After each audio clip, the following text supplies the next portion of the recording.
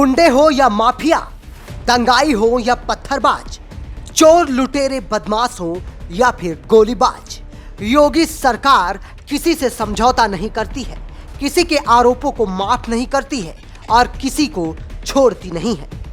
बहराइच हिंसा मामले में पुलिस ने मुख्य आरोपी समेत 2 आरोपियों को मुठभेड़ में गिरफ्तार किया। गोली लगने के बाद दोनों आरोपी घायल हो गए।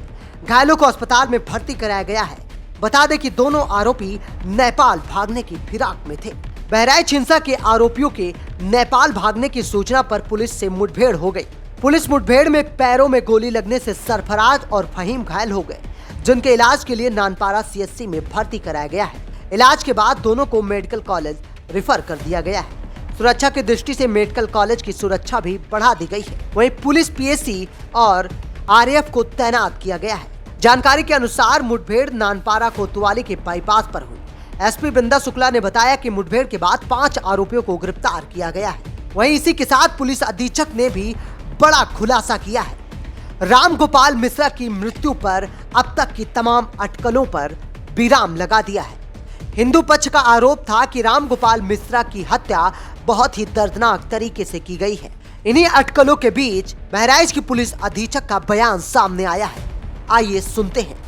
महाराजगंज में जो एक दुखद और दुर्दांत घटना घटी जिसमें एक युवक की गोली मार के हत्या कर दी गई, उसी केस में पुलिस द्वारा व्यापक स्तर पे रेडिंग विभिन्न स्थानों पे की जा रही थी मुख्य अभियुक्तों की तलाश में।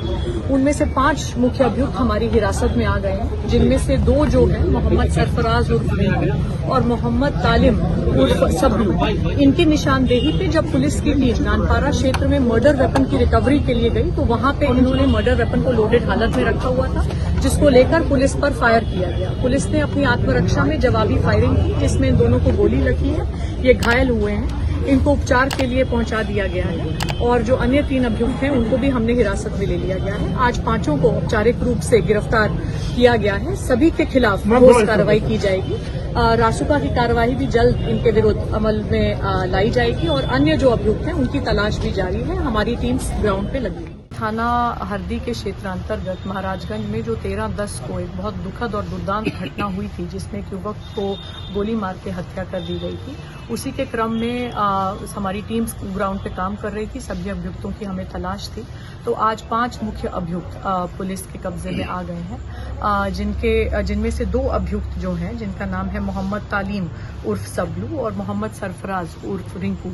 इनकी निशानदेही पे पुलिस की टीम्स मर्डर वेपन की रिकवरी के लिए गई थी, जो कि इन्होंने नेपाल बॉर्डर के समीप नानपारा क्षेत्र में छुपा कर रखी हुई थी।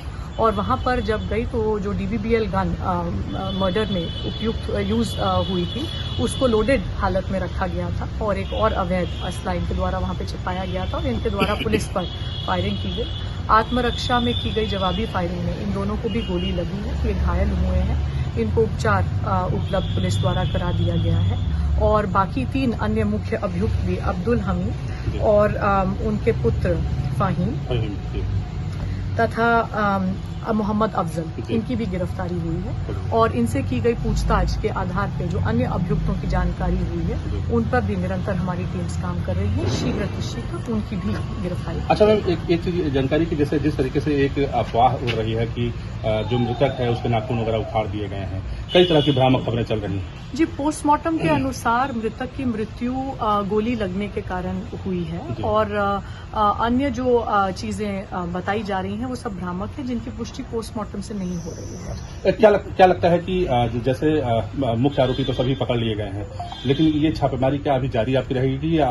जी बिल्कुल जारी रहेगी। जैसे जैसे नए तथ्य आ रहे हैं, जो भी कोई लोग इसमें समर्थक प्रोत्साहक के रूप में या इसको पूरा प्लान करने में, इनको संरक्षण देने में संलिप्त पाए जाते हैं, सभी के खिलाफ ठोस कार्रवाई की जाएगी।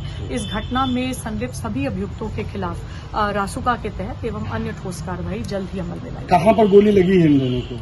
जी अभी अस्पताल पहुंच रहे हैं, फिर मौके पर पहुंच के फिर आगे की सूचना। Thank you. डॉक्टर साहब, क्या नाम था आरोपी और कहाँ गोली लगी है? 2 व्यक्ति आए थे हमारे यहाँ, जो 2 लोग, एक सरफराज करके नाम है और एक तालिम करके, मोहम्मद तालिम। तो दोनों के, एक के दाएं पैर में है, एक के बाएं पैर में है। क्या स्थिति है सर? स्थिति दोनों की सही है कहाँ भेजा गया सर? थोड़ा जो गोली है, गोली अभी भी अंदर ही है, क्योंकि एग्जिट पॉइंट उसमें नहीं दिखा है। बाकी हमने डिस्ट्रिक्ट हॉस्पिटल बहराइच के लिए रेफर कर दिया है, वहाँ एक्सरे और फर्दर मैनेजमेंट के लिए।